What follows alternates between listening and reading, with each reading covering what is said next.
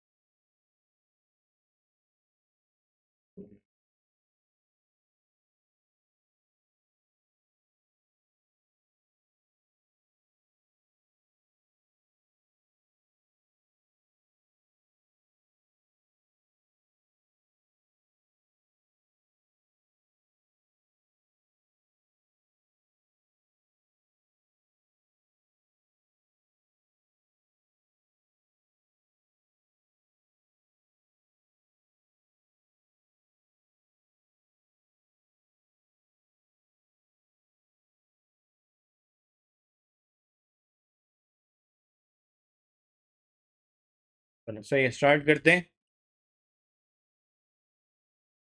Class के अंदर हमने प्रोबेबिलिटी को स्टार्ट किया था, हमने बेसिक चीज़ें देखी थी, मैंने थोड़ी सी आपकी अंडरस्टैंडिंग ऑल्टर की थी, जहाँ पे आपके पास पॉसिबिलिटी डायग्राम था।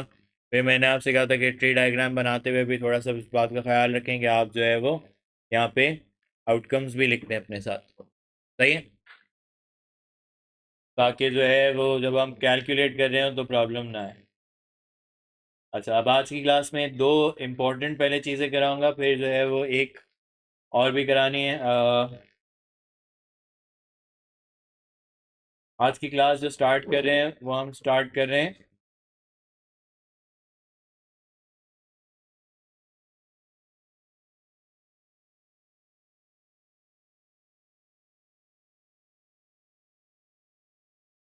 आज की क्लास हम स्टार्ट कर रहे हैं कंडीशनल प्रोबेबिलिटी से। सही है। अब पिछले क्लास में जो था वो तकरीबन ओ लेवल मैथ का रिवीजन ही हो रहा था, उसमें कुछ नया नहीं था। सही है। अब जो है वो मैं आपको कंडीशनल प्रोबेबिलिटी बता रहा हूँ। कंडीशनल प्रोबेबिलिटी आपसे क्या कहता है? The word conditional probability is used to describe a probability that is dependent on some information, additional information given about an outcome of an event. For example, if your friend randomly selects a letter from the word ace, सही, then P selects E is equals to 1/3 होता है। कि अगर normally मैं आपको ए सी तीन letters दूं और मैं आपसे कहूँ कि प्रोबेबिलिटी ऑफ ई कितनी है, तो आप कहेंगे 1/3 तीन लेटर्स अवेलेबल हैं उनमें से एक। However, if we are told that she selects a vowel, we now have a conditional probability that is not the same as selecting E। अब मैं आपको बता रहा हूँ पहले से कि ए सी ई तीन वर्ड्स अवेलेबल थे, लेकिन उसने वॉवल चूज़ किया। अब आप कंडीशनल प्रोबेबिलिटी मुझे बताएं कि उसने ई चूज़ किया होगा, तो आपको पता है कि उसने जो है वो वॉवल्स ही चूज़ किए, यानी वो सी तो चूज़ नहीं कर सकती। यानी डिनोमिनेटर में उमर आउटकम्स कितने रह गए? तीन की जगह अब दो रह गए। या तो ए आ सकता है या ई आ सकता है। तो कंडीशनल प्रोबेबिलिटी का काम क्या होता है? डिनोमिनेटर को चेंज करना। सही है, इसका काम होता है डिनोमिनेटर को चेंज कर देना, क्योंकि वो एडिशनल इन्फॉर्मेशन है जो पहले से आपके पास अवेलेबल है क्वेश्चन। सही है। अच्छा, this additional probability is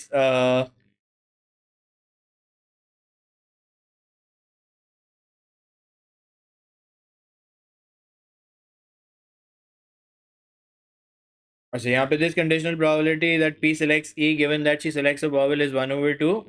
Conditional probabilities are usually written using the symbol bar to mean given that. We read probability of A given B as the probability that A occurs given that B occurs. सही है, तो क्या word इस्तेमाल हो रहा होगा अर्दिल? Given that का word इस्तेमाल हो रहा होगा। और उसका सिंबल क्या होता है? इसका सिंबल ये बार होता है। पहले मैं आपको दो फार्मूलाज लिखवा रहा हूँ और फिर मैं उनको आपको अप्लाई करना भी सिखाऊँ। Probability of A given B, सही है। डिनोमिनेटर में हमेशा याद रखना है कि जो गिवन कंडीशन होती है उसकी प्रोबेबिलिटी आती है प्रोबेबिलिटी ऑफ बी, और न्यूमरेटर में क्या आती है? न्यूमरेटर में आती है ए एंड बी, सही है। Probability of A and B numerator में आएगी और डिनोमिनेटर में प्रोबेबिलिटी ऑफ बी आएगी, अगर आप probability of A given B निकाल रहे हैं। अभी मैं इसको वर्ड्स में जब लेकर आऊँगा तो बेहतर समझ आएगा, सही। सिचुएशन में लेकर आऊँगा तो अभी मैं आपको कह रहा हूँ ये फार्मूला है।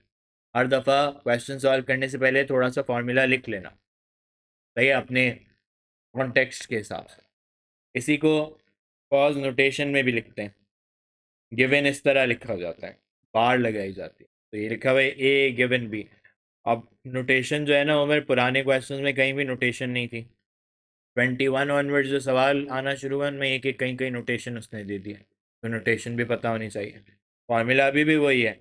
एंड का मतलब अर्दे लास्ट क्लास में क्या सीखा था? ए एंड बी का मतलब होगा ए इंटरसेक्शन, और इंटरसेक्शन का क्या मतलब होता है कि दोनों चीज़ें साथ अकर कर रही हैं, सही है, clear.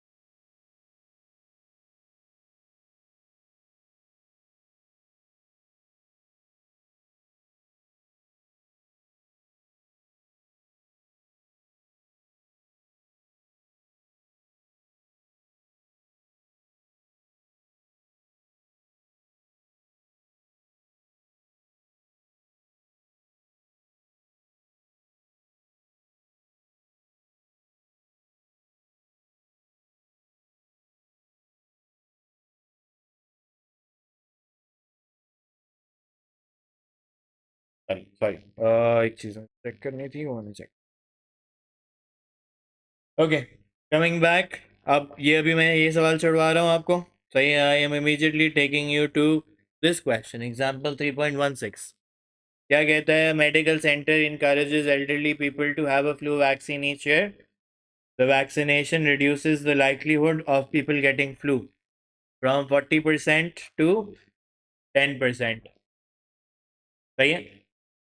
If 45% of the elderly people visiting the center have the vaccination, find the probability that an elderly person chosen at random, part A दिया हुआ है, gets flu, और part B पूछा हुआ है had the vaccination given that। तो ये given that indicate करता है कि मैं जो है वो कंडीशनल प्रोबेबिलिटी पार्ट बी में निकालूंगा।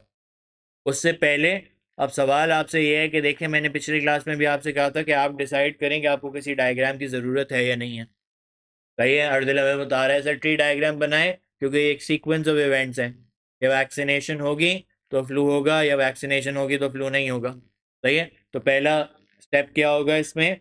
पहला स्टेप होगा या तो वैक्सीनेशन हो रही है या वैक्सीनेशन नहीं हो रही। फिर फर्स्ट या तो फ्लू होगा या नहीं होगा। सही है, या तो फ्लू होगा या नहीं होगा। सही। क्या क्या प्रोबेबिलिटी है?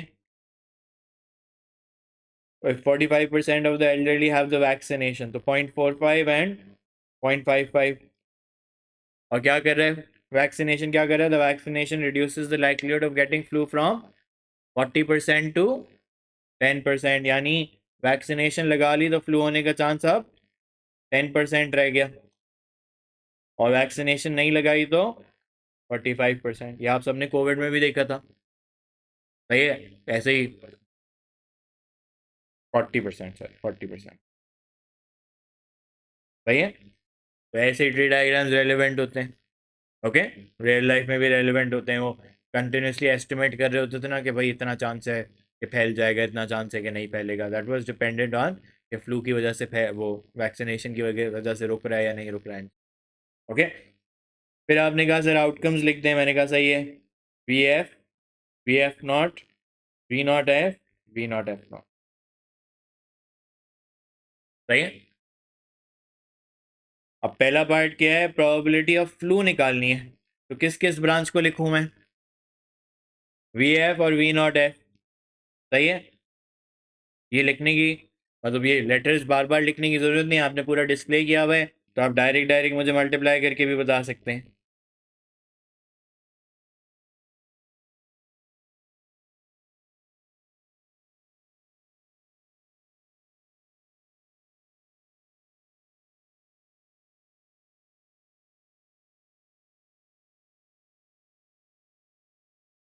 Zero point two six five. Part B पहले मेरे साथ जरा और से देख लो।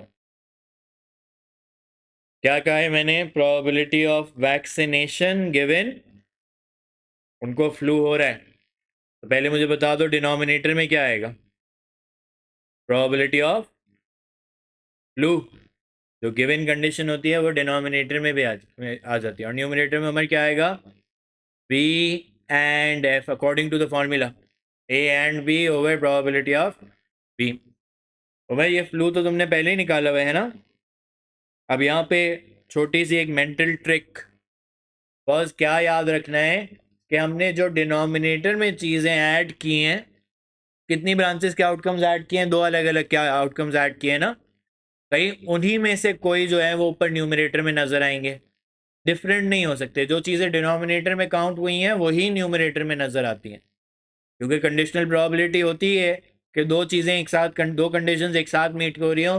न्यूमरेटर में कि वैक्सीनेशन भी है और फ्लू भी है, और डिनोमिनेटर में क्या है? वही फ्लू वाला डिनोमिनेटर में भी है। सही है, तो डिनोमिनेटर में दो ब्रांचेस थी, उनमें से किसको न्यूमरेटर में आना चाहिए? कौन सी वाले को न्यूमरेटर में आना चाहिए? किसमें वैक्सीनेशन एंड फ्लू दोनों हो रहा है? ये पहली वाली ब्रांच में। एक मिनट, हाँ मैं यही बता रहा हूँ दोबारा कि देखो ये 0.265 था, इसमें ये दो ब्रांचेस ऐड हुई हैं। मैं तुम्हें बता रहा हूँ कि कभी यहाँ पे तीन ब्रांचेस भी ऐड होंगी अगले क्वेश्चन में। लेकिन एट द सेम टाइम मैं तुम्हें यही बता रहा हूँ कि जब भी कंडीशनल प्रोबेबिलिटी निकालोगे तो जिन चीज़ों को तुमने डिनोमिनेटर में रखा है उन्हीं में से कुछ जो है वो तुम्हें न्यूमरेटर में नजर आएंगी, जो न्यूमरेटर की कंडीशन को सेटिस्फाई कर रही होंगी। न्यूमरेटर की कंडीशन उम्र क्या है? V and F. तो ऐसी कौन सी ब्रांच है जिसमें वैक्सीनेशन भी है, फ्लू पहली वाली, तो उसको तुम न्यूमरेटर में लिख दोगे। सही। और दिल नोट करने वाली बात यहाँ पे क्या है कि जब भी ये क्वेश्चन होगा तो न्यूमरेटर डिनोमिनेटर दोनों के अलग अलग मार्क्स होंगे, और एक ओवरऑल आंसर का मार्क होगा। तुमने डिनोमिनेटर पहले सही से फिल करना है। जब भी कंडीशनल प्रोबेबिलिटी का सवाल है पहले डिनोमिनेटर, फिर न्यूमरेटर के बारे में सोचें। क्यों? क्योंकि डिनोमिनेटर की कुछ चीज़ें न्यूमरेटर में आती हैं। क्या बन रहा है? 0.17 डायरेक्ट, थ्री सिग्निफिकेंट। 169, 170 ना, तो तीन बताओ तो सही ना। ये तीन बताने की जरूरत है, थ्री सिग्निफिकेंट फिगर्स है ना, तो तुम्हें वो लिखा तो तुम्हें टू लिखे हैं। टू सिग्निफिकेंट फिगर्स हैं। आई एम नॉट अवेयर कि तुमने तीन पे राउंड ऑफ किया है, दो पे राउंड। सबको ये समझ आया? Any questions? लिख लिया अर्दिल? अगर लिख लिया है तो अगला क्वेश्चन आपने खुद से ट्राई करना है।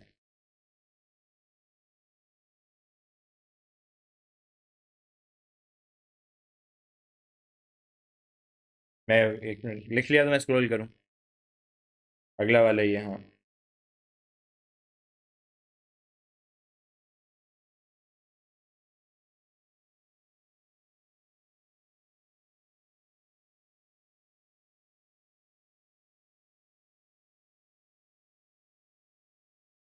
0.170। नहीं आ रहा, क्या हुआ?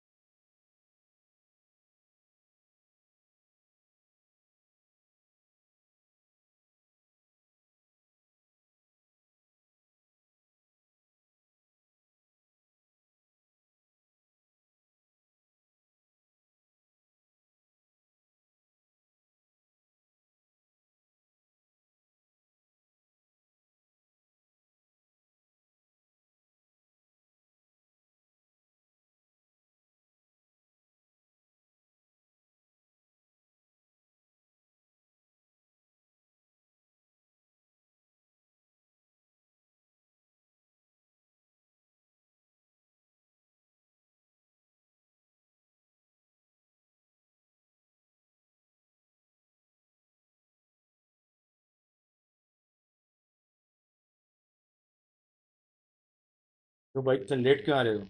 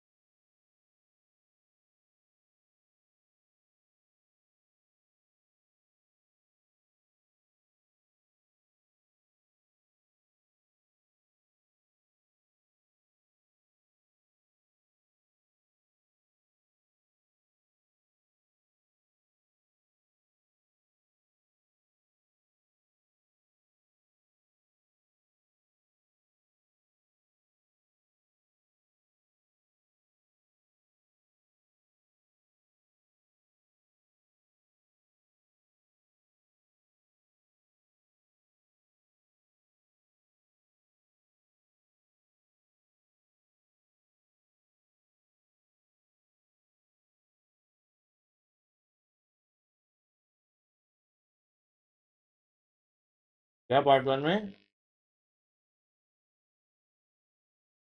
डिनोमिनेटर के तुम्हें प्रोबेबिलिटी ऑफ टोस्ट निकालनी पड़ेगी, बिल्कुल सही बता देता हूँ।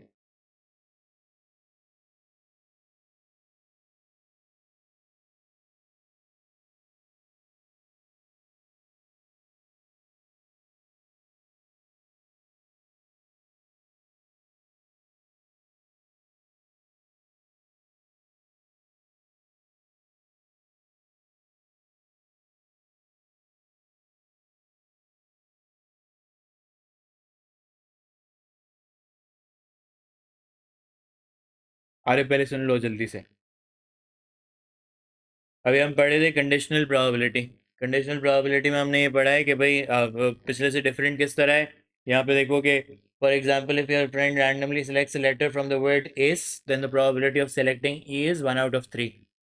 भाई तीन लेटर्स अवेलेबल हैं तो 1/3। लेकिन अगर मैं तुम्हें एक कंडीशन दे दूँ, मैं तुम्हें बता रहा हूँ कि she can only select vowels, तो तुम कहोगे कि सर अब डिनोमिनेटर में तीन नहीं आना चाहिए, डिनोमिनेटर में टू आना चाहिए, क्योंकि ए और ई दो ही वॉवल्स हैं। सही है, तो प्रोबेबिलिटी क्या हो जाएगी? 1/2 हो जाएगी। इसको क्या कहते हैं? इसको कंडीशनल प्रोबेबिलिटी कहते हैं, जिसमें मैं आपको कंडीशन पहले से बता दूं। ये क्या करता है? ये डिनोमिनेटर को ऑल्टर कर देता है। डिनोमिनेटर को ऑल्टर कैसे करता है? इसका फॉर्मूला बनता है, अब ये कब इस्तेमाल करना है? जब गिवन दैट का वर्ड तुम्हारे पास आएगा। सही है। So probability of A given B is probability of A and B divided by probability of B, ये फॉर्मूला है। सही। इसी को नोटेशन में इस तरह लिखते हैं, नीचे वाला। सही। इसको मैंने अप्लाई कैसे किया है, ये मैंने पहला क्वेश्चन कराया जिसमें मैंने जो है ये फ्लू वाला, जल्दी से क्वेश्चन पढ़ लो। सही है। The vaccination reduces the likelihood of flu from 40% to 10% if 45% of the elderly people visiting the center have the vaccination। मैंने पहले उसका ट्री डायग्राम बना लिया था। सही है, वो तुम बना लोगे। उसमें फिर प्रोबेबिलिटी निकालनी है फ्लू होने की। तो किन किन ब्रांचेस में फ्लू हो रहा है, एक इस ब्रांच में फ्लू हो रहा है और एक इस ब्रांच में फ्लू हो रहा है। तो देखो प्रोबेबिलिटी ऑफ फ्लू मैंने इस तरह निकाली हुई है। अभी इसमें कोई गिवन कंडीशन नहीं थी, गिवन कंडीशन अब कहाँ पे है, सेकंड पार्ट। क्या कहता है, had the vaccination given that they get flu. सही है। तो had the vaccination given that they get flu, तो पहले मैंने इसका फॉर्मूला लिखा वी गिवन एफ। जो गिवन कंडीशन होती है वो हमेशा पहले डिनोमिनेटर में आती है। क्या है given condition, probability of flu. तो ये यहाँ से उठ के ये देखो डिनोमिनेटर में आ गया। और न्यूमरेटर में फार्मूला के हिसाब से क्या आना चाहिए था, ए एंड बी आना चाहिए था। तो न्यूमरेटर में क्या आया हुआ है, बी एंड एफ आया हुआ है। सही है। ये काम अब मैं तुम्हें अगले क्वेश्चन के साथ रिपीट करके दिखा रहा हूँ। सही है, और से देखना, नहीं समझ आए तो पूछ लेना। पहले वो कहते हैं Maria chooses toast for her breakfast with probability 0.85. If she does not choose toast, then she has bread roll. If she chooses toast, then the probability that she will have jam on it is 0.8. If she has a bread roll, then the probability that she will have jam on it is 0.4। सही है। तो वो decide कर रही है कि या तो उसने टोस्ट खाना है या ब्रेड रोल खाना है, और फिर या तो वो उस पर जैम लगा सकती है या फिर जैम नहीं लगा सकती, दोनों केसेस में। सही है। तो कहानी है अच्छा, कहा एक क्वेश्चन में कि ट्री डायग्राम बना के दिखाओ, तो फिर तो बनाना नहीं था। सही है। 0.85, 0.15, 0.8, 0.2, 0.4, 0.6। सही है। Toast and jam not, bread and jam, bread and jam not, 6। Okay, यहाँ तक बात क्लियर है। पार्ट 2 कहता है given that Maria did not have jam. Given condition क्या है, गिवन जे नॉट मैंने पहले ऐसे लिख लिया, गिवन कंडीशन को बाद में लिखते हैं। हाँ वो सही है, कोई मसला नहीं है। तो डिनोमिनेटर में क्या आ जाएगा Bushra, probability of jam not. सही है।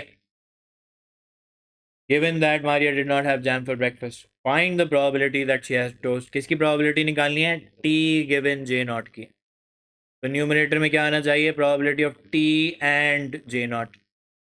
मैंने कहा कि सबसे पहले डिनोमिनेटर सही से फिल करते हैं। डिनोमिनेटर में क्या क्या आएगा, वही ब्रांचेस जिनमें जे नॉट आ रहा हो। सही है। सो ये बन रही है T J not plus P J not. सही है। डिनोमिनेटर में आ जाएगा 0.85 इंटू 0.2 प्लस 0.15 इंटू 0.6। सही। मैंने इससे पहले ट्रिक ये बताई कि भाई जो डिनोमिनेटर में चीज़ आएंगी उन्हीं में से किसी को न्यूमरेटर में भी आना ज़रूरी है, जो दोनों कंडीशंस को सेटिस्फाई कर रही हो। न्यूमरेटर में क्या चाहिए, टोस्ट भी चाहिए और जैम नॉट भी चाहिए। तो टी जे नॉट यानी पहली वाली ब्रांच। अब उमर ऐसा भी हो सकता है कि कभी कभार डिनोमिनेटर में 3 ब्रांचेस आएँ, कोई 2 ऊपर आ जाएं, आगे होगा सवाल में, वो करके देखेंगे हम। सही है।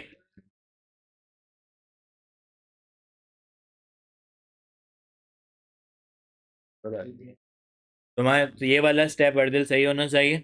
And I would recommend that you start of with a formula, ताकि एग्जामिनर को पता हो आप कैलकुलेट क्या कर रहे हैं। आपसे कोई गलती भी हो तो एट टाइम्स एग्जामिनर जो है वो लीनियंसी भी दिखाता है। ये नहीं होता कि वो हमेशा जो है ना वो बिल्कुल ऑब्जेक्टिव जजमेंट रखता है, कहीं कहीं हो जाती है सब्जेक्टिव भी। कि तुमने जैसे अभी मैंने 0.4 0.5 लिख दिया था, सही है।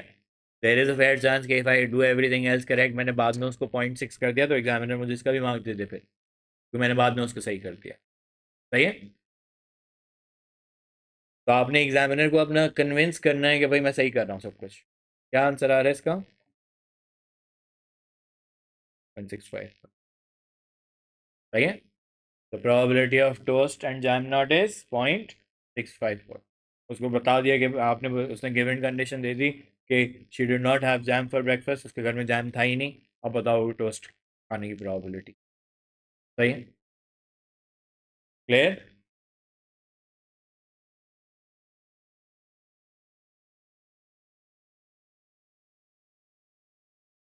डिनोमिनेटर के लिए अलग से निकाल रहे हो, कोई मसला नहीं है, अलग से निकाल के तुमने लिख दिया। अभी मैंने सबको एक ही वर्किंग में इंक्लूड कर दिया।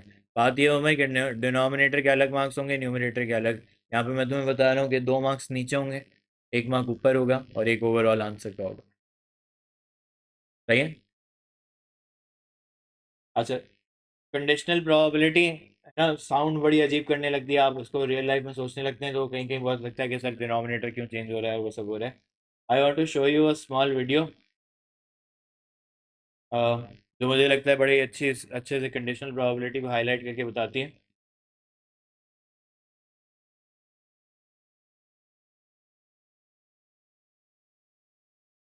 वॉल्यूम आ रहा है कहीं से?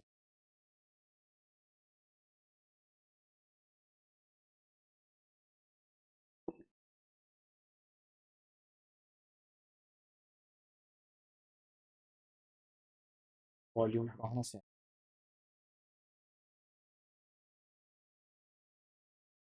वॉल्यूम वहाँ से आ रहा है?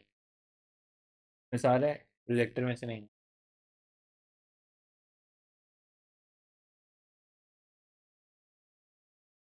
नहीं आ रहा प्रोजेक्टर से, कहीं से तो आना चाहिए वॉल्यूम को। आएगा आएगा।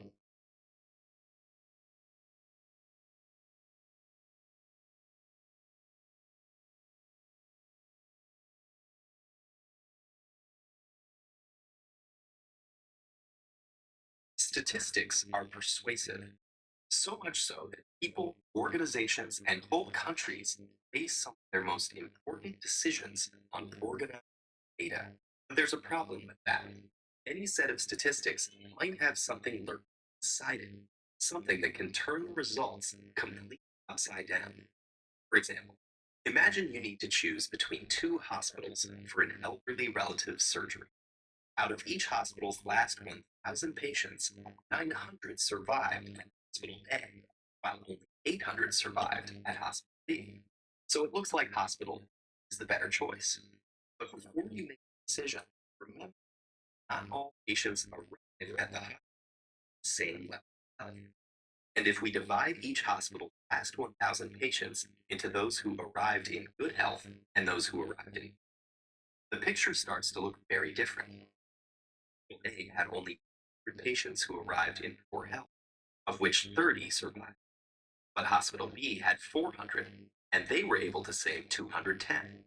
So Hospital B is the better choice for patients who arrive in poor health, with a survival rate of 52.5%. And what if your relative's health is good when she arrives at the hospital?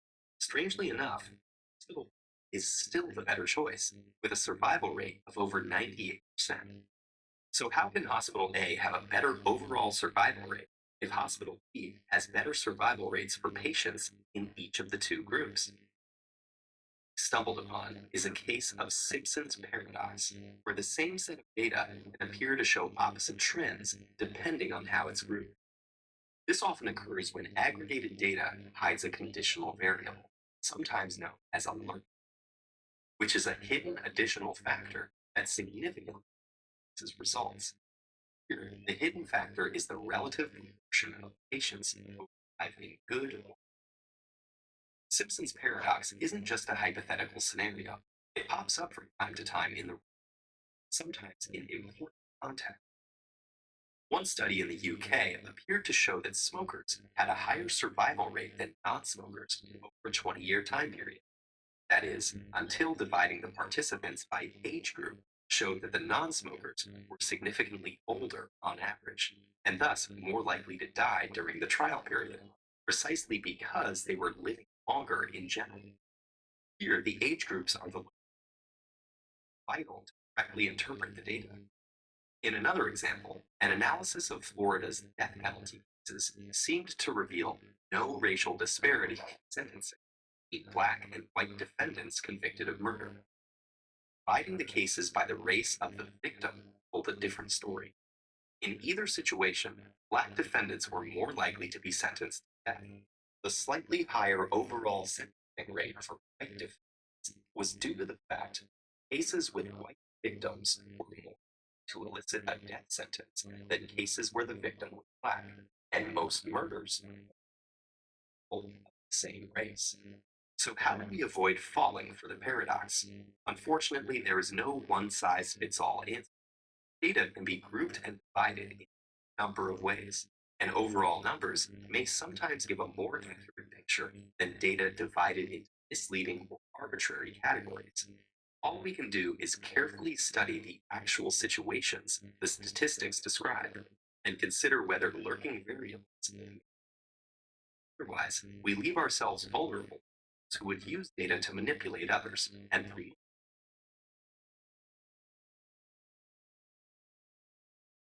Okay.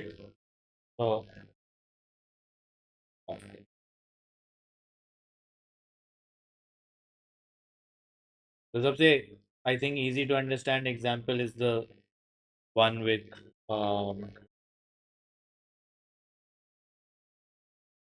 you can do that. Is Lauren G, and I'm an artist and illustrator.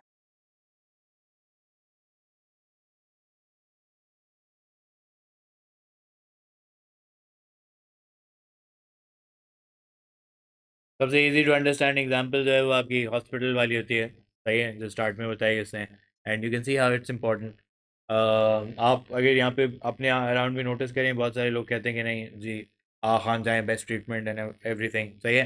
मैं आपको बता रहा हूँ कि आगा खान जैसी facilities अब आपको और हॉस्पिटल में भी मिल जाती हैं. फिर भी आगा खान की रेपूटेशन क्यों है? देखिए, आगा खान में वो लोग आते हैं जिनकी हाइजीन बहुत बेहतर होती है, सही है. People from rich house holds, hygiene बेहतर है, खाना पीना बेहतर है, सही है, लाइफस्टाइल बहुत बेहतर है, तो उनका सर्वाइवल रेट जो होता है वो ज़्यादा होता है ऑटोमेटिकली.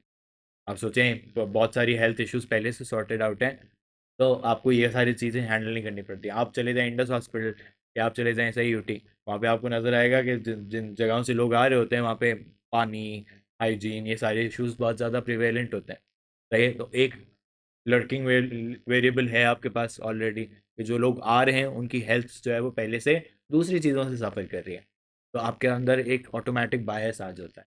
तो अब आइंदा आपको कोई परसेंटेज पता है, तो आपने क्या इवैल्यूएट करना है कि भाई उसका डिनोमिनेटर क्या है, सही है. तो ये बड़ा इंपॉर्टेंट होता है डेटा को इंटरप्रेट करते हैं. ये जो खासतौर पे इलेक्शंस में आप लोगों के साथ किया जाता है ना, इतने लोग जो है ना वो अ, इस पार्टी को वोट दे रहे हैं, सही. बट जब सर्वे किया जा रहा है, अब आपने अगर ट्विटर पे सर्वे कर लिया, सही है, या आपने जो है वो गांव में जाके सर्वे कर लिया, तो दो अलग अलग आपके पास डेफिनेटली रिजल्ट्स आएंगे. वाई? बिकॉज जिन लोगों से आप पूछ रहे हैं वो उनकी कैटेगरी बिल्कुल डिफरेंट है. जाहिर सी बात है अलग अलग पार्टीज को वोट करेंगे. भाई आप करें, आप ट्विटर पे वोट ले लें, आप देखें पीटीआई जीत रही है भाई, आप जाके ऑन ग्राउंड वोट कर लें पंजाब के गांव में, तो वो कहेगा पीएमएलएन जीत रही है भाई. क्यों? क्योंकि वो बंदा ट्विटर पे है ही नहीं, सही है. और जो ट्विटर वाला बंदा है वो तो शहर में रहता है, वो गांव में तो रहता ही नहीं है. ओके, तो इम्पोर्टेंट बात है कि भाई आप जो है वो क्रिटिकली एवेल्यूएट क्या करें परसेंटेज में. हम खासतौर पे इस मुल्क में जो है ना परसेंटेजेस तो आपके मुंह पे मारी जाती हैं. अभी मैं आपको बता रहा हूँ admission test and all those things और ऑल्सो अ गिमिक. तो आपको बताएंगे 80% बच्चों का एडमिशन जो है ना वो एम कैट में हो गया, मेडिकल में हो गया. तो 80% ऑफ वॉट? डिनोमिनेटर क्या था? आपके पास कितने बच्चे पढ़ते थे? या वही बच्चे जो क्लास में आते थे, घर पे पढ़ते थे, या क्या करते थे, आपको नहीं पता, सही है. There are cases like that. मैं आपको दिखा सकता हूँ, पोस्टर्स बने हुए हैं ऐसे जिसमें लिखा हुआ है 80% स्टूडेंट्स गॉट एडमिशन. वो 80% of people who are actually present in all the classes, उनसे बच्चों को काउंट कर लिया जिनके 100% अटेंडेंस. तो प्रॉब्लमेटिक. मैं आप मैनिपुलेट आपको भी कर सकता हूँ, सही है. मैं आपको कल के दिन बता दूँ कि देखिए मेरे बच्चों के जो है ना 80% तो एज और A स्टार्स आते हैं. कौन से बच्चे भाई? अब कुछ बच्चों को मैंने क्या किया, मैंने जो है वो स्कूल में स्कूल रजिस्ट्रेशन और प्राइवेट रजिस्ट्रेशन अलग अलग होती है ना. स्कूल जो है वो धमकी देता है जो बच्चे परफॉर्म नहीं कर रहे कि प्राइवेट कर लो. तो मैं आपको बता दूँ कि स्कूल से रजिस्टर हुए थे उनके 80% आए. क्यों? क्योंकि नेचुरली जो नहीं परफॉर्म करे थे उनको मैंने प्राइवेट कर दिया था. पढ़ाया तो मैंने ही था, तो मैंने प्राइवेट कर दिया था, सही है. So I can manipulate that number whenever I want. Okay, तो you should be careful about when people tell you numbers about certain things. आपको पता होना चाहिए कि भाई वो क्या कर रहे हैं. ओके, और मैं इसीलिए कहता हूँ कि देखें, इट्स नॉट अबाउट कि मैथ यहाँ पे ज़िंदगी में कहाँ काम आएगी. Math is about understanding the situation and solving a problem. आपको पता होना चाहिए कि भाई मैथ किस तरह प्रॉब्लम को सॉल्व करे। ओके, क्लियर है यहाँ तक? आगे बढ़ें। कंडीशनल प्रोबेबिलिटी अगर समझ आती है ना, तो अब मैं डायरेक्ट आपको मुश्किल सवाल कराता हूँ। सही है? अच्छा, ये एक सवाल है, अगर टाइम बचेगा तो आप ये मुझे करके दिखाएंगे। ये देखो, ये फिर से वैसा ही है। Given that a call is made for a mini cab and that it arrives late, given that लिखा हुआ है तो वो होगा। सही है? मैं आपको ये वाला क्वेश्चन कराना चाह रहा हूँ जो मुश्किल सवाल है थोड़ा सा। सही है? ठीक है, there are three sets of traffic lights on Karen's journey to work. The independent probability that Karen has to stop at the first, second, and third sets of light are 0.4, 0.8, and 0.3 respectively. Draw a tree diagram to show this info. क्या बनाओ tree diagram में? कितनी branches? 3। Ali मना कर रहा है वैसे, क्यों अली मना कर रहे हो? रुक जाना, भी बनाना नहीं। 0.4, 0.8 एंड 0.3 ऐसे लिख दो अरे, या नहीं कुछ गड़बड़ हो गई है? क्या गड़बड़ हुई है? 1 से ज़्यादा हो गया भाई, बताओ। सही है, तो एक के बाद एक लाइट पे पहुंचूंगा मैं तीनों लाइटों पे एक साथ नहीं पहुंच सकता भाई, 3 जगहों पे एक साथ नहीं पहुंच सकता। पहले मैं पहली लाइट पे पहुंचूंगा तो एक डिसीजन पॉइंट आएगा कि वेदर आई स्टॉप और नॉट, फिर मैं अगली लाइट पे जा सकता हूँ। सही हो मैं? तो ये पास्ट पेपर का ट्री डायग्राम है। This is probably one of the most ट्रिकीस्ट tree diagrams on the past paper. नहीं, एक के बाद एक बनेंगे, सीक्वेंस ऑफ इवेंट्स है ना। तो एस एन एस नॉट, मैं इसको एस नहीं कहता, मैं इसको फर्स्ट एंड फर्स्ट नॉट कह देता हूँ। यानी या तो फर्स्ट पे स्टॉप हुआ या नहीं हुआ, फिर आगे इसके क्या जाऊंगा उमर, ये देखो, सेकंड पे जाऊंगा या तो सेकंड पे रुकूंगा या नहीं रुकूंगा, फिर इसके साथ आगे जाऊंगा। सीक्वेंस ऑफ इवेंट्स है ना, तो एक के बाद एक बार आती जाएगी तुम्हारे पास, थर्ड एंड थर्ड नॉट। इसमें नॉट क्या इंडिकेट कर रहा है कि मैं नहीं रुक रहा। सही है, इसमें नॉट ये इंडिकेट कर रहा है कि मैं नहीं रुक रहा।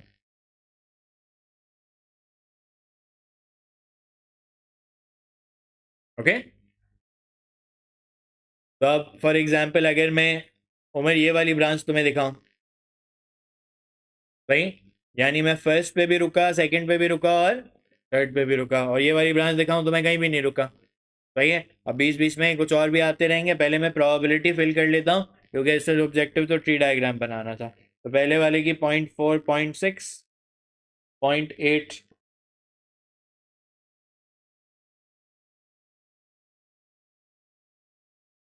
मारो कब दोबारा ज्वाइन कर लेना जब मीटिंग एंड हो, क्योंकि रीस्टार्ट होगी।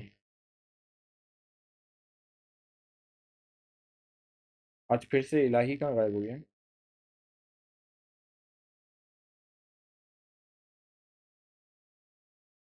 Unless he's changed his name to Maruf, no.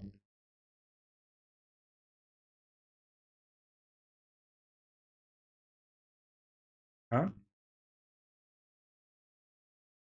No, she's been here before, right? And she's taking it online.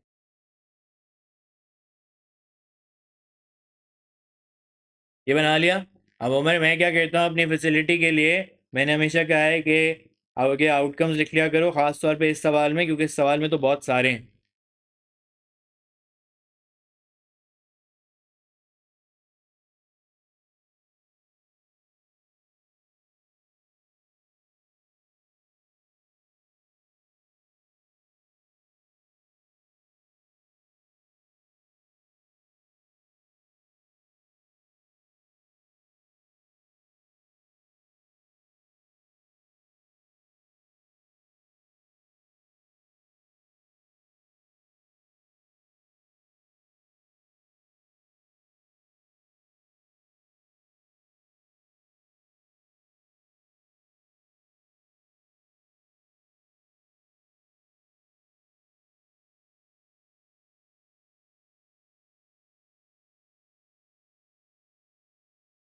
भाई मैंने सारे आउटकम्स लिख लिए। अब मैं प्रोबेबिलिटी देखता जाता हूँ किस किस की निकालनी है। उसने कहा find the probability that Karen has to stop at each of the first 2 sets of lights but does not have to stop at the third set. सही है? तो अब वो इसको वर्ड्स में लिखना थोड़ा सा मुश्किल होगा, मैं देख लेता हूँ। Has to stop at each of the first 2 late sets of light but does not have to stop at the third set. तो कौन सा आउटकम कह रहा हूँ मैं? But does not have to stop at the third, F S T not. सबको ये बात समझ आती है? एफ एस टी नॉट पहले पे रुका, सेकंड पे रुका, थर्ड पे नहीं रुका, थर्ड नॉट। ओके, तो सेकंड ब्रांच है ये 0.4, 0.8, 0.7। सही है? अरे करियो कैलकुलेट। चलो मैंने कर लिया ऐसे। 0.224। अगला वाला कर लेना, अब ज़्यादा कैलकुलेशन आएंगे। फिर ये बात सबको समझ आ गई? अब सब जरा पार्ट 3 और पार्ट 4 पहले बोर्ड पे देख लें, क्योंकि थोड़े से कंफ्यूज करेंगे ये। फिर मैं आपको टाइम दे दूंगा कॉपी करने के लिए। Find the probability that Karen has to stop at exactly 2 of the 3 sets of lights. यानी किसी भी दो पे रुकना है। सही, तो वो सारे आउटकम्स तुम्हें कलेक्ट करने पड़ेंगे उमर, जिनमें दो पे रुक रहे हो। तो पहला आउटकम तो तुमने कलेक्ट किया हुआ है, एफ एस टी नॉट। और मुझे बताओ F not S T. Order में बता दो ना, ज़्यादा बेहतर रहेगा। F S not T, F S T not कहाँ वाले? F not S T. सही है?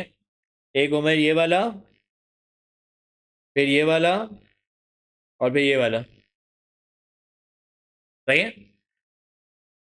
तो इन तीनों की प्रोबेबिलिटी निकाल लेते हैं। इसकी तो निकाली हुई है 0.224। इसकी निकालूंगा 0.4, 0.2, 0.3 प्लस 0.6, 0.8, 0.3।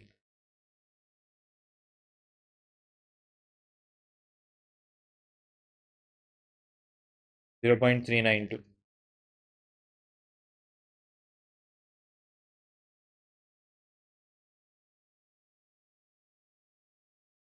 ओके, अब आखिरी पार्ट गौर से सुने पहले। Find the probability that Karen has to stop at the first set of lights given that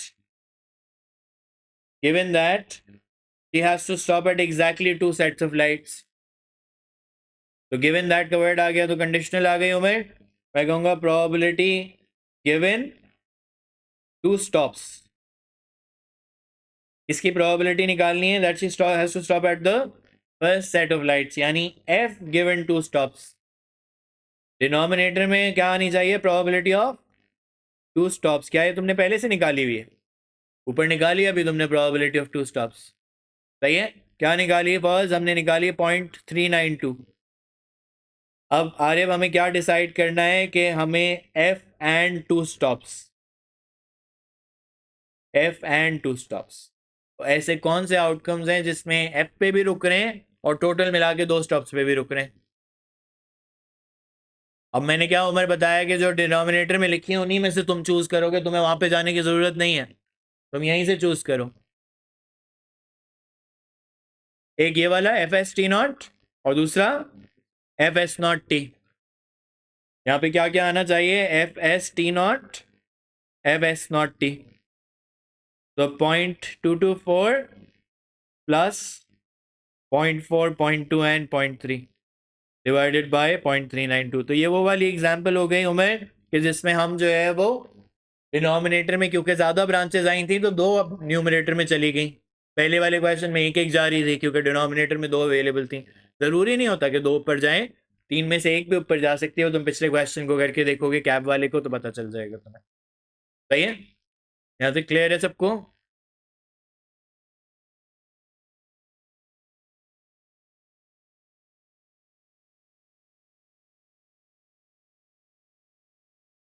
हाँ,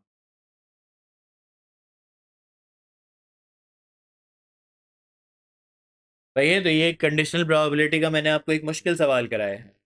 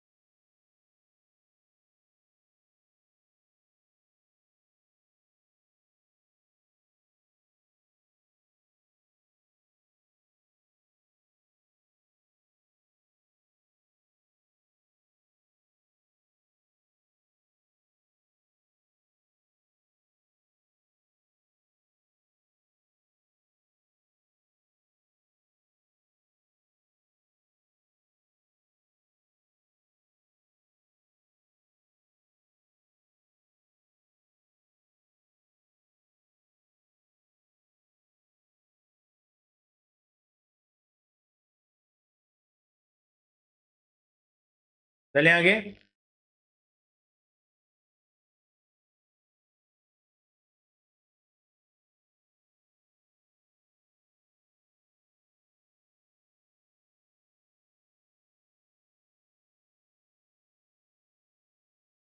अच्छा, ये देख लें सवाल। कहता है डाई इज बायस्ड। सही है, अब मैं थोड़ा और मुश्किल सवाल करा रहा हूँ। सही है। A die is biased so that when it is rolled, the probability of obtaining a score of 6 is 1/4. The probabilities of obtaining each of the first other 5 scores, 1, 2, 3, 4, 5, are all equal. Calculate the probability of obtaining a score of 5 with this biased die. सही है। बताओ पहला part. 6 आने की probability जो है वो 1/4। Typically unbiased होता है, अनबायस्ड होता है। सबकी probability 1/6 होती है। यही होता है ना। 1 आने की भी 1/6 होती है, 2 आने की भी 1/6 होती है, 3 आने की भी 1/6। यहाँ पे वो कह रहा है कि 6 आने की probability 1/6 नहीं है। 6 आने की probability क्या है? 1/4, यानी 25% चांस है कि 6 आ जाए। वो डाई जो है वो बायस्ड है, एक साइड पे हैवी है वो। सही है। कैसे बताओ, कैलकुलेशन बताओ मुझे। पहले तुमने रिमेनिंग प्रोबेबिलिटी निकाली, अर्दिल ने पहले रिमेनिंग प्रोबेबिलिटी निकाली। रिमेनिंग प्रोबेबिलिटी का मतलब है कि अगर 6 की 1/4 है तो बाकी सबकी कितनी होगी? 1 - 1/4 विच इज 3/4। और फिर सबको 5 में इक्वली डिवाइड करना है, तो यानी 3/4 डिवाइडेड बाय 5। ये बन गया 3/20। डेसिमल्स में कितना होता है? 0.15 होता है। सही है, यानी 1 आने की भी 1.15 है, 2 आने की भी 0.15 है, 3 आने की भी 0.15 है, 4 आने की भी 0.15 है, और 5 आने की भी 0.15 है, और 6 आने की जो है वो 0.25 है। सही है, सिंपल बात यहाँ तक। अब अर्दल अगर ये सही नहीं हुआ ना पार्ट, तो फिर अगले वाले पार्ट में सब में एरर आता रहेगा। सही है, गड़बड़ होती रहेगी उसमें, और एग्जाम में मार्क्स नहीं मिलते। इतना कैरी फॉरवर्ड नहीं होता, मेथड के मिल जाएंगे, आंसर के नहीं मिलेंगे। सही है। The biased die and an unbiased die are now rolled together. Calculate the probability that the total score is 11 or more. अर्दल सवाल मेरा ये है कि क्या मुझे ट्री डायग्राम बनाना चाहिए? है तो ऐसे सीक्वेंस ऑफ इवेंट्स बना सकता हूँ कि पहले बायस कर लें फिर अनबायस कर लें, लेकिन आरिफ इसमें प्रॉब्लम ये है कि 6 ब्रांचेस चाहिए, पहले 6 फिर 6। और एक्चुअली अब ये ऐसा एक सवाल जो है ना वो इन्होंने उसमें पूछा हुआ है, वो कहीं एक जगह फोर्स करता है आपको कि आप 2 डाइस का जो है ना ट्री डायग्राम बना के दिखाएं, तो आपने बनाना है, कुछ कर नहीं सकते उसमें। बट यहाँ पे क्योंकि लिखा नहीं है तो टाइम बहुत ज़ाया होगा। तो क्या मैं इसको ट्री डायग्राम के बगैर हैंडल कर सकता हूँ? कैसे? मैं लिस्ट बना लूँ, अपने लिए लिस्ट बना लिया करूँ। 11 और मोर कब कब आ सकता है? सही। 6 6 आ सकता है। सही है। 6 5 भी आ सकता है और 5 6 भी आ सकता है, और किसी तरह 11 और मोर तो नहीं आ सकता ना। सही है। अब हमें किसकी प्रोबेबिलिटी निकालनी है? हमने कहा नबिया ये बायस पे 6 और अनबायस पे 6। बायस पे 6 आने की क्या है? 1/4। और अनबायस पे 6 1/6। अनबायस का मतलब होता है कोई सबकी प्रोबेबिलिटी बराबर है। सही है। अच्छा, बायस पे 6 की उसने बताई हुई थी कि भाई 1/4 आनी चाहिए। अब इसी तरह बायस पे 6 दोबारा है, अनबायस पे 5, तो उसकी भी 1/6। सही। जब तक इवेंट पूरा नहीं हो जाता तब तक मल्टीप्लाई करते रहते हैं, फिर जब केस चेंज होता है तो ऐड करते हैं, तो आपस में ये ऐड हो रहे होंगे। सही है। फिर अगले वाले की बताओ। 0.15 इंटू 1/6, तो ये भी ऐड हो रहे होंगे। तो यानी 11 और मोर की प्रोबेबिलिटी कितनी आ रही है?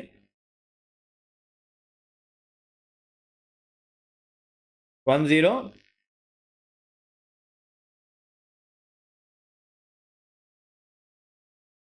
108 कर देना बस। सही है, यहाँ तक समझ आ गई बात।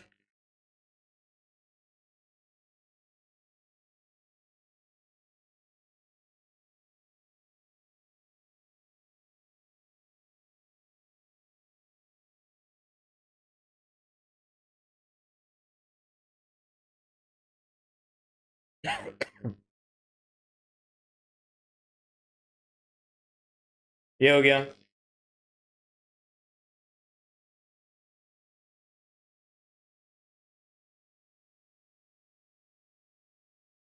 फिर उसने कहा the two dice are rolled again. Given that the total score is 11 or more, calculate the probability that the score on the biased die is 6. सही है?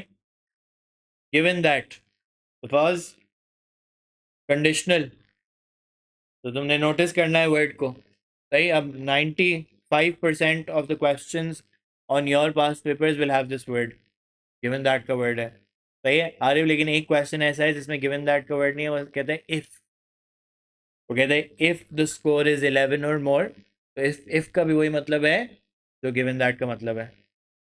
सही है, तो अगर वो इफ भी कहते तो भी होता है, लेकिन हर जगह इफ लिखा हो तो इसका ये मतलब नहीं है कि आपने कंडीशनल लगा देनी। वो कोई एक्सेप्शनल केस है, तुम कैसे हाईलाइट करोगे? तुम देखोगे मार्क्स ऑफ द क्वेश्चन कितने हैं।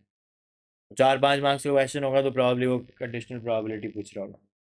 ये इफ वाला जो वर्ड है ना, ये आप अगले साल अगर सैट देंगे तो सैट में भी कंडीशनल प्रोबेबिलिटी आती है, वहाँ पे वो गिवन दैट कभी भी नहीं कहता, वो हमेशा इफ ही कहता है। सही है, it's more of an American and British too. क्या बता रहे हो? एक मिनट।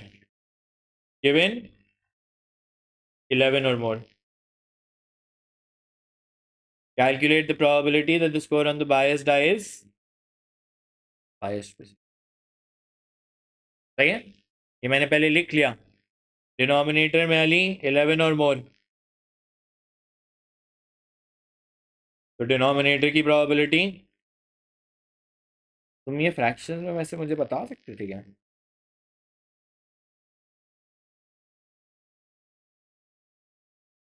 वो ऊपर वाला ये नंबर जो है फ्रैक्शन में, सही है, वो मैं एग्जैक्ट लिख देता हूँ ताकि राउंडिंग ऑफ एरर ना हो। तो 13/120। सही, यहाँ से क्लियर है? अच्छा, अब मैं आपसे फिर पूछ रहा हूँ कि न्यूमरेटर में क्या आएगा। ऐसे वो सारे आउटकम्स जिनमें बायस पे 6 आ रहा हो उमर, और 11 और मोर, तो हमने तो ये डिसाइड किया था ना कि भाई जो डिनोमिनेटर में चीज़ें आई हैं उन्हीं में से चूज़ करना है। तो कौन कौन से आउटकम्स हो जाएंगे? पहला वाला 6 और 6 भी आ जाएगा, तो 1/4 इंटू 16 प्लस 1/4 इंटू 16, कितना टोटल? अलग अलग लिखो तो बेहतर है, वो इंडिकेट करने के लिए कि तुमने।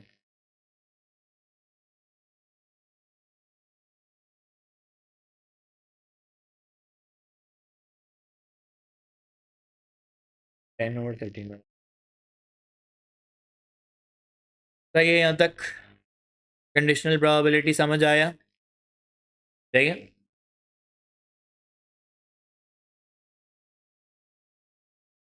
लिख लो तो मैं स्क्रॉल बैक करूँगा। चैप्टर में 2 चीज़ें रह गई हैं। सही है, एक आज होगी और एक प्रॉब्ली नेक्स्ट क्लास में जाएगी। अच्छा, ये मैंने सवाल छोड़ा हुआ, ये आसान है। सही है, कैब वाला तो जनरली मैं क्लास में बच्चों से खुद ही करवाता हूँ। जब आपको आपने नोटिस किया होगा कि मैंने जो है छलांग लगा के एग्जाम्पल जो छोड़ दी थी, अब वो छोड़ी क्यों थी ये देख लें। सही है, 2 सेटअप ऑफ द क्वेश्चन होते हैं।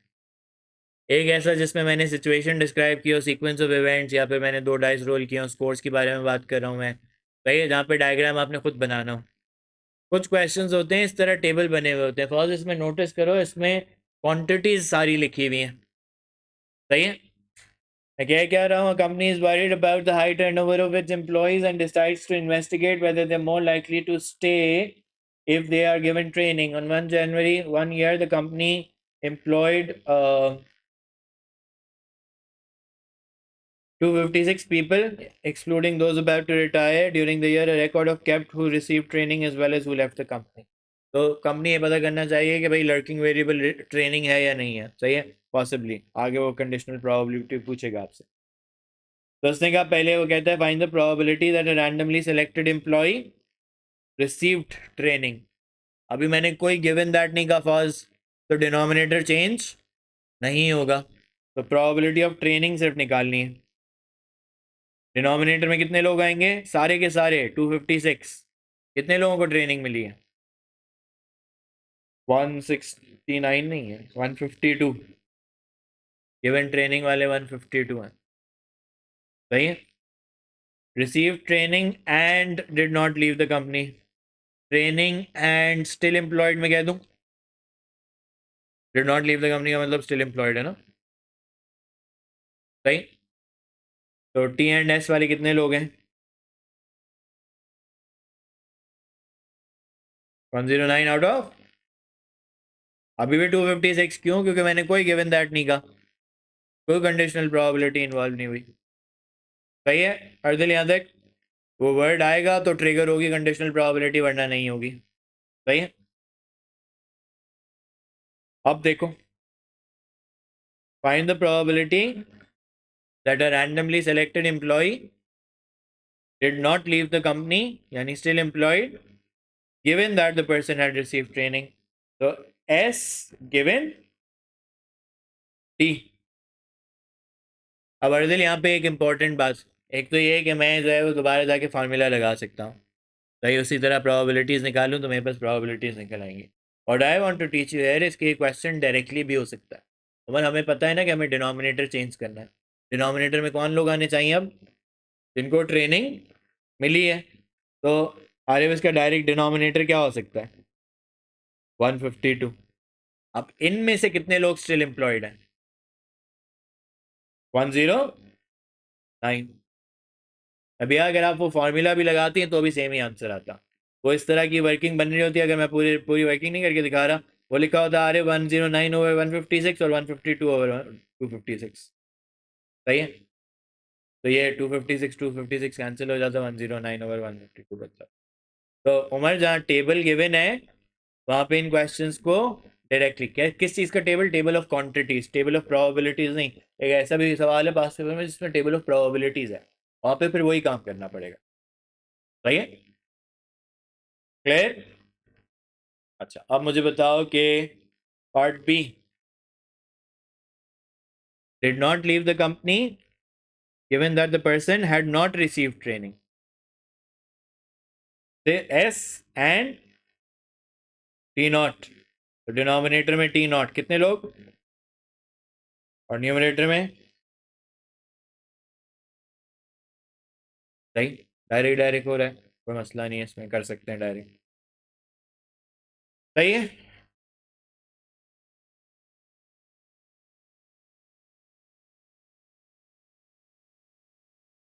चाहें तो आप पूरा फार्मूला लगा लें, अगर आपको ये सही नहीं लगता आप पूरा फार्मूला लगाएं, सेम आंसर आने चाहिए, सही है। लेकिन कंडीशनल प्रोबेबिलिटी का सिंपल सा पहले से मतलब हमने क्या सीखा हुआ है कि वो वॉवेल्स वाला जो सवाल था फॉज, उसमें यही सीखा था कि डिनोमिनेटर चेंज करते हैं भाई, सही है।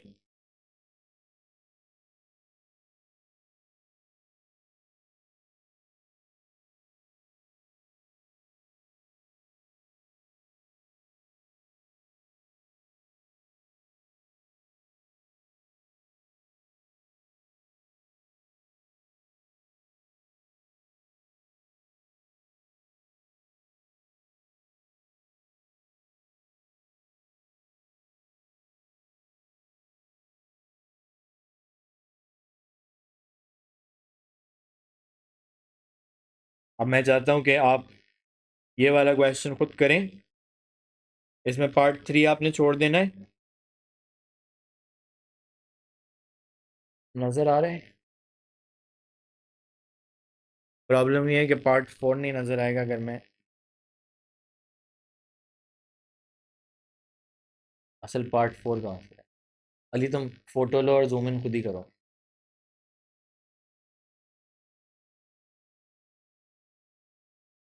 अब इस क्वेश्चन में पहले आपने मुझे बता देना है what is one important thing that is different from the previous question.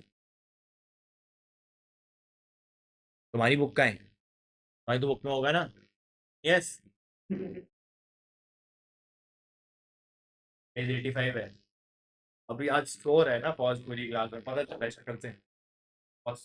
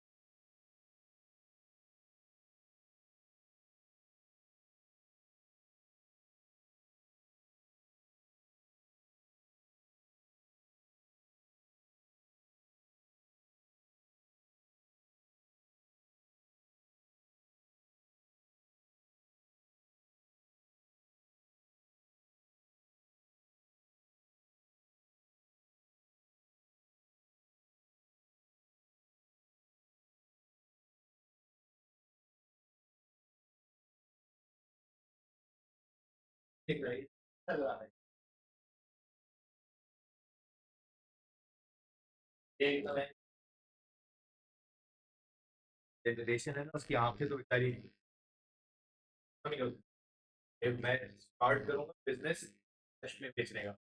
Let's start अगला।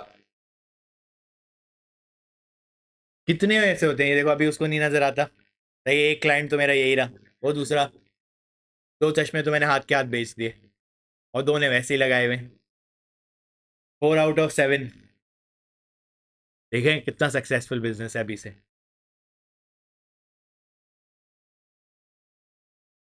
पार्ट आपने ये छोड़ देना, मैंने अभी इंडिपेंडेंट नहीं सिखाया आपको। सही है, वो नेक्स्ट क्लास में सिखाऊंगा। क्या एक क्वेश्चन में एक फंडामेंटल चीज फर्स्ट क्या मिसिंग नजर आ रही है जो पिछले सवाल में थी? टोटल नहीं बने हुए, तो पहले क्या करने चाहिए, सारे टोटल कर लेने चाहिए। 618, 663, 1281, 564, 717।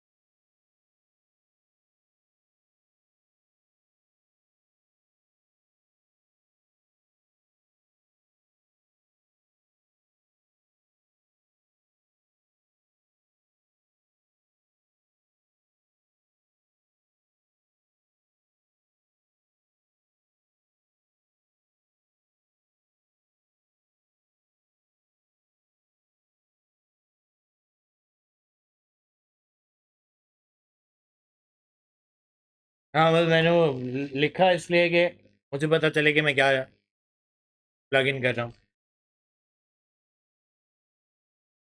सही है ना?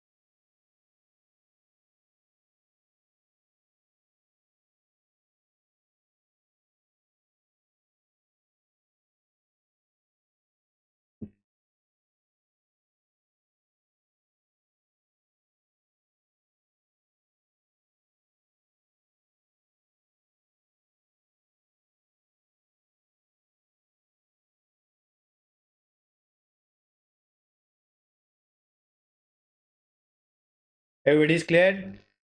सही है। अब अनफॉर्चुनेटली अगला वाला जो पार्ट है ना, वो उसके लिए मुझे आधा घंटा चाहिए, जो भी है नहीं मेरे पास। तो हम एक इसका छोटा सा पार्ट रह गया, और एक जो अगले पार्ट अगले चैप्टर में फीड इन करेगा। तो क्योंकि ट्यूसडे की क्लास 4 बजे स्टार्ट होती है, सही है, तो हम प्रॉब्ली 2 टॉपिक्स उस दिन कर लेंगे। अब टू बी ऑनेस्ट मैं अगर आपको बताऊं तो मैंने आपको S1 का जो है वो तकरीबन आप समझें 35% सिलेबस करा दिया है ट्यूसडे तक। सही है, तो रमज़ान से पहले हम इतना कर चुके हैं। रमज़ान में मेरा टारगेट है कि बाकी सारा भी हो जाए। अगर एक टॉपिक रह भी गया तो परम्यूटेशंस एंड कॉम्बिनेशंस मैंने आपको बताया था शायद रह जाएगा। That's a distinct topic, does not interfere with any other topic. मेरा अभी ऑब्जेक्टिव यही होगा कि मैं पहले बाकी सारे टॉपिक्स आपको सिखा दूँ, फिर परम्यूटेशंस एंड कॉम्बिनेशंस मैं कराऊंगा। लेकिन अगर वो ईद की छुट्टियां थोड़ी ज़्यादा लंबी हो रही होंगी, तो क्योंकि वो पिछले साल से रिकॉर्डेड है, तो वो भी मैं आपको भेजूंगा, आप वो देख कर आएंगे। तो समझ लीजिएगा एक दफ़ा, तो मैं और आगे वाले क्वेश्चंस आपको करा सकूँ। सही है? फिर एनी क्वेश्चंस? चलें फिर, I will see you on Tuesday.